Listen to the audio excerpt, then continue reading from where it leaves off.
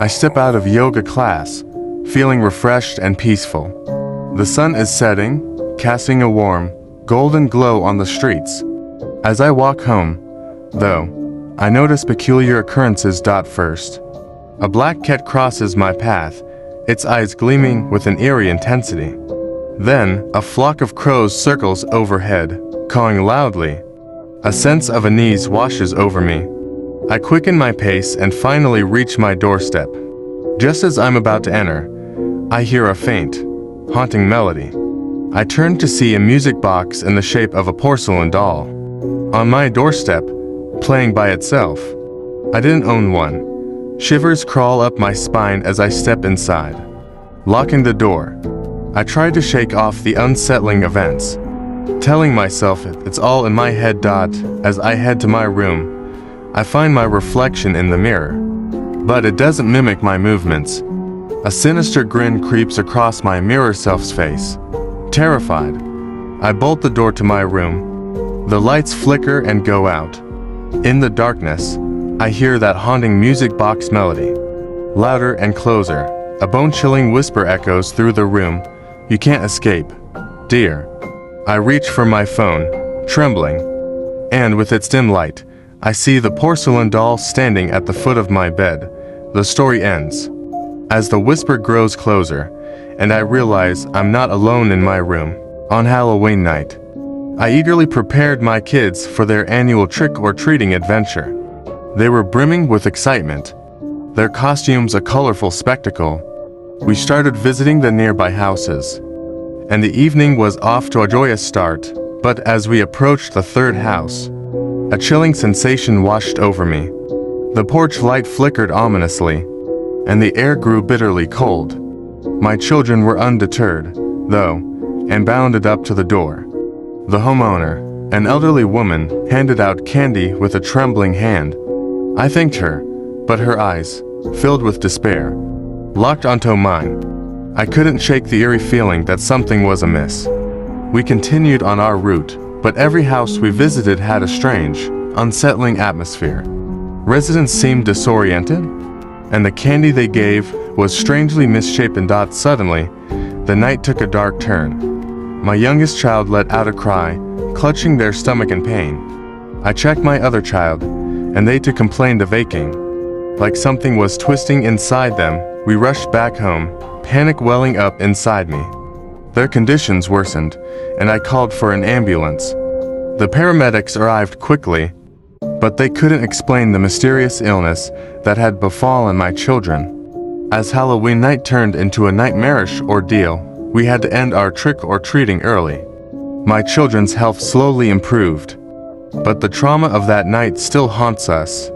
Sometimes, the darkness of Halloween can be far more sinister than we ever imagined. On Halloween night, I sit by my front door, a bowl of candy in my trembling hands. The joy of seeing kids in costumes reminds me of my youth, a time long gone. I eagerly await their laughter and excitement. The evening begins well. Children in a colorful array of costumes approach my porch. They thank me for the candy, their eyes shining with innocence. Each encounter a delightful nostalgia. But as the night wears on, a strange tension grips the air. The children's expressions turn eerie, their smiles unsettling. They take candy without speaking, their eyes boring into my soul. Suddenly, a chilling wind sweeps across my porch, extinguishing the jack-o'-lanterns.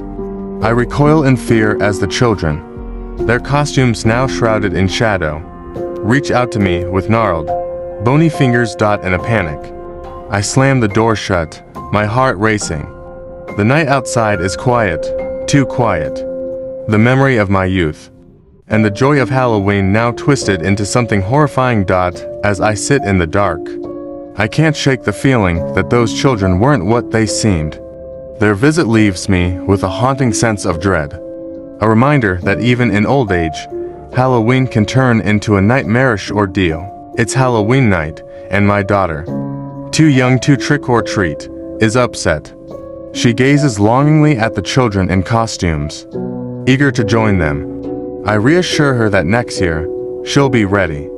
As the evening progresses, I decide not to hand out candy to trick-or-treaters, wanting to focus on my daughter. But fate has other plans. The doorbell rings, and my heart sinks. I open the door to find a group of kids, their costumes a mismatched jumble, like characters from different eras. They grin, trick or treat. I explain that I'm not giving out candy this year, but they continue to stand there, silent. Suddenly, a gust of wind sweeps through the room, extinguishing the jack-o'-lanterns. I shiver, offering one last plea for them to leave. Before my eyes, they begin to fade, their laughter echoing as they vanish into thin air. My daughter's eyes widen as the chill subsides. As I close the door, I hold my daughter close, realizing that even when we choose not to participate, Halloween's magic sometimes finds its own way into our lives.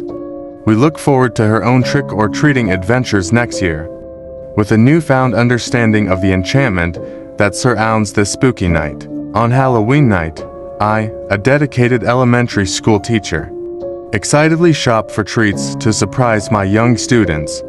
I envision their gleeful faces when they see the goodies. As I navigate the dimly lit store, I feel an eerie presence.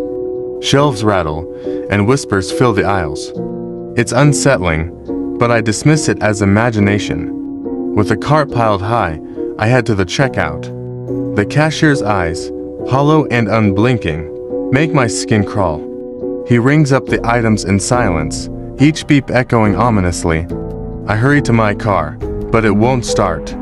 Panic sets in as the darkness around me deepens. A flicker of movement catches my eye, and I see shadowy figures closing in. The figures, like wraiths, surround me. Their faces twisted and sinister, they reach out, demanding the treats I've purchased. I try to resist, but their grip is icy and relentless. I finally relent, offering the treats, and the figures dissipate. My car starts, and I speed away, my heart pounding. Arriving home, I'm drained and shaken, the treats I'd bought now a sinister reminder. The joyous celebration I'd planned for my students turns into a haunting experience I'll never forget. I can hardly contain my excitement as Halloween night approaches. My dad promised he'd take me to the ritzy neighborhood, where they give out king-size candy bars, the jackpot of all trick-or-treating prizes. I put on my spooky costume and eagerly hop into the car. The drive is filled with anticipation and chatter. We finally arrive at the posh neighborhood, its streets eerily empty. Lights from the grand mansions cast long, ominous shadows. We start going from house to house, but something feels off. The residents don't greet us with smiles, and the candy bowls are nearly empty. A sense of dread hangs in the air. My heart races as we reach a house at the end of a dimly lit cul-de-sac. The porch light flickers ominously. My dad hesitates, but rings the doorbell anyway. The door swings open, revealing a tall figure in a tattered cloak. Their face is hidden in the shadows, and a cold wind blows through the doorway. I grip my dad's hand, fear seizing me. The stranger extends a gnarled hand, offering candy. As my dad reaches for it, the figure's grip tightens, and with a bone-chilling whisper, they declare, "This is the price." Suddenly, the world distorts, and I find myself alone. My dad nowhere to be seen. The candy bars I hold are no longer treats, but something far more sinister. In a panic, I look around, realizing I'm trapped in a nightmarish realm.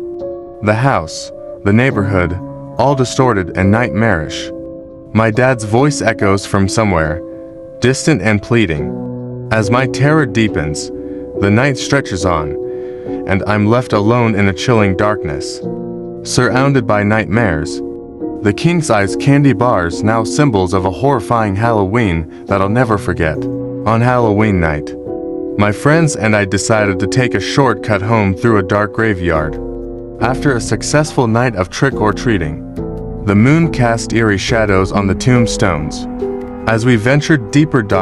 As we walked, I tripped over a gnarled root and stumbled onto a grave. The earth beneath the grave seemed softer than it should be, and I couldn't shake the feeling of being watched. Suddenly, a cold, bony hand erupted from the ground, grasping my ankle. My friends screamed in terror, trying to free me, but the grip was relentless. More hands erupted from the graves, and skeletal figures clawed their way to the surface. We fled, but the creatures pursued, their hollow eyes filled with hunger. In our panicked escape, one of my friends fell, and the creatures closed in, pulling them beneath the earth. The rest of us managed to escape the graveyard, but the chilling memory of our friend's horrifying fate haunted us forever. That Halloween night, I learned that some shortcuts can lead to places from which there is no return. In my late 20s, I thought I'd found the perfect date idea, a haunted house on Halloween night. I hoped it would be a thrilling, memorable experience.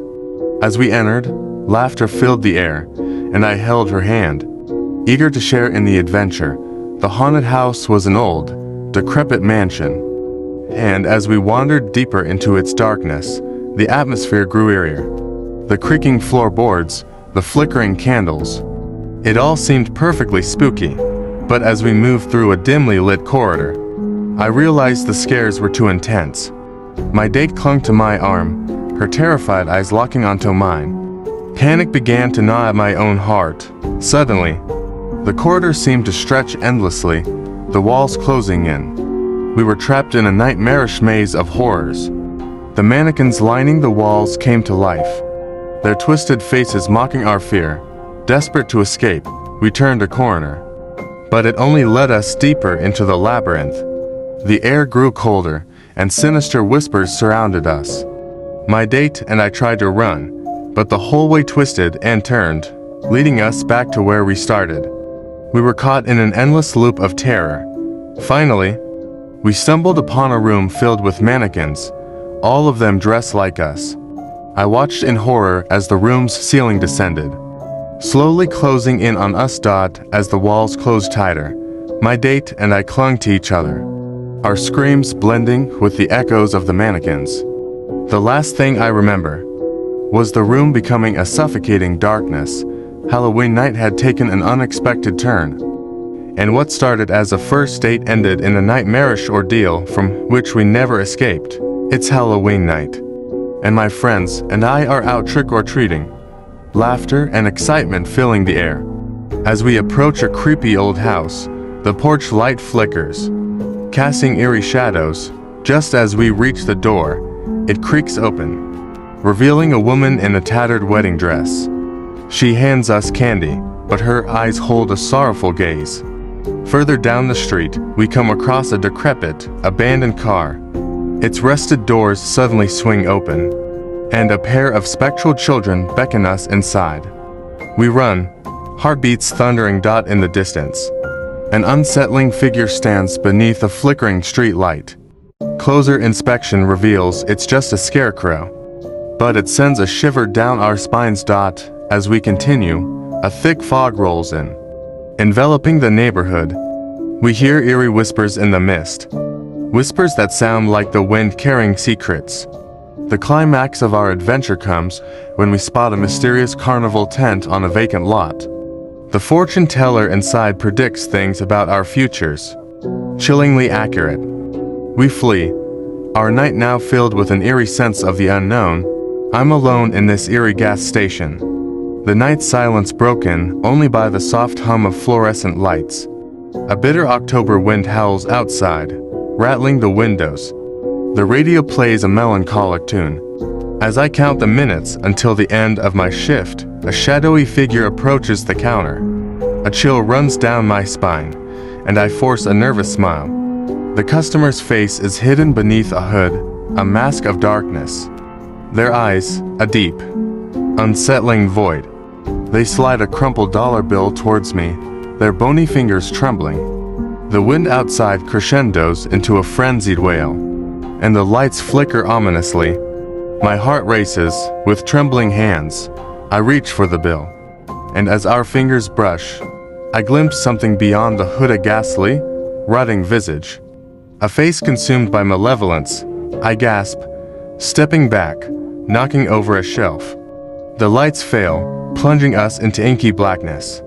Panic surges, and I scramble to my feet. Fumbling for the flashlight dot as the beam pierces the darkness, I see it, the figure. Inches from my face, those empty eyes inches from mine. The hooded specter whispers, "Time to pay the toll." Before vanishing into the abyss. I stand there, shaken, alone in the silent gas station. The wind outside settles, and the lights return, as if nothing ever happened. But the terror still lingers, this Halloween night. Beware the gas station at the crossroads. You never know who or what will come to collect.